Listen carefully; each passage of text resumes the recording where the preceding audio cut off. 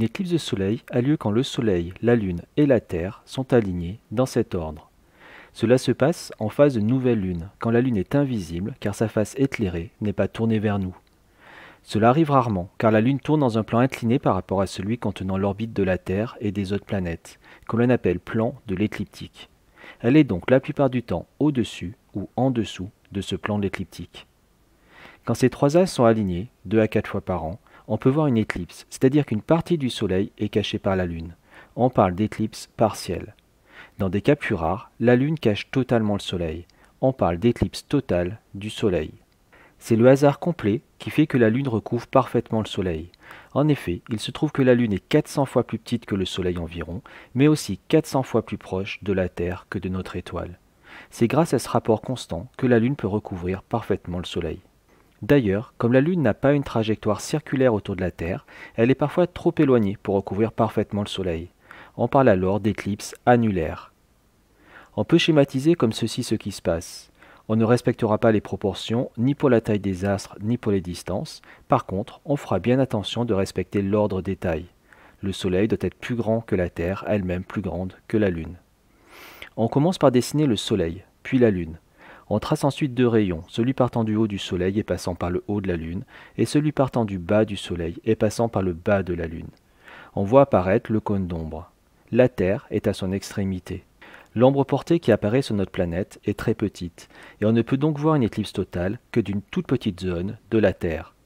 En traçant ces 2 rayons supplémentaires, celui émis par le haut du Soleil et passant par le bas de la Lune, et celui émis par le bas du Soleil et passant par le haut de la Lune, on fait apparaître les zones de pénombre.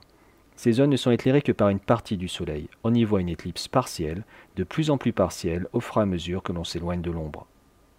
Lors de l'éclipse totale, la lumière faiblit petit à petit jusqu'à ce qu'il fasse nuit en plein jour, pendant 2 minutes environ.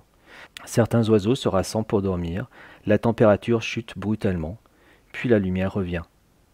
Il est très dangereux de regarder le soleil, aussi doit-on observer le phénomène avec des lunettes spéciales, qui arrêtent 99% au moins de la lumière. Par contre, au moment de la totalité, on peut regarder à l'œil nu. Dans le film qui va suivre, vous pourrez voir le passage à la totalité de l'éclipse, filmé aux États-Unis en 2017, dans l'Oregon.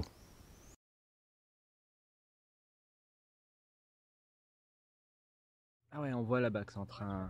Regarde. Au fond, regarde, c'est en train de devenir super sombre. Regarde. Ah, c'est génial. Regarde, il est en train de s'éteindre. T'entends les oiseaux? Les oiseaux, ils piaillent. Regarde.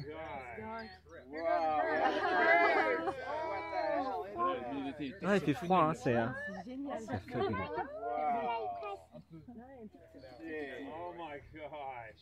Oh yeah, on voit, on commence à voir la lune. I see the moon. Et on voit des étoiles, hein. Des étoiles. Des Stars. Stars. Assez loin du soleil. I see the moon. I see the moon. Ah, ça y est, fait nuit. Ouais, yeah. Wouhou. Là. Ah bah ça y est, là c'est total. Waouh, regarde ça. Ouais. Ah ouais, comme c'est beau.